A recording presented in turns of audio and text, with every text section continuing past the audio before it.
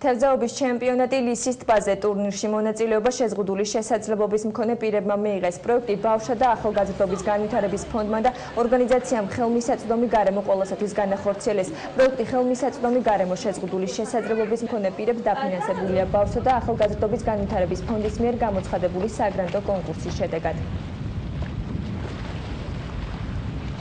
ჩვენი მიზნები არის, რომ ხალხმა დაგვინახოს ყველას უმეტესობას გონია, რომ ცოტანი არიან ინვალიდის სავარძელზე ხალხი, ჩვენ არაფერი არ გვინდა, გვინდა მისასვლელი, გვინდა პანდუსები, გვინდა დამოკიდებულება, ჩვენ საწოდოები არა ვართ, ჩვენ ვართ ხალხი, რომელთაც ძალიან ბევრი რაღაცა შეუძლიათ, თუ მივედით და საქმე გავაკეთეთ. პროექტი ხელმისაწვდომი გარემო შეზღუდული შესაძლებლობების მქონე პირებისთვის ხორციელდება ბავშვთა და ახალგაზრდობის განვითარების ფონდის მიერ გამოცხადებული საგრანტო კონკურსის ფარგლებში. ერთ-ერთი გამარჯვებულია იმ პროექტთა შორის, რომლებიც წელს ფინანსდება ჩვენს მიერ.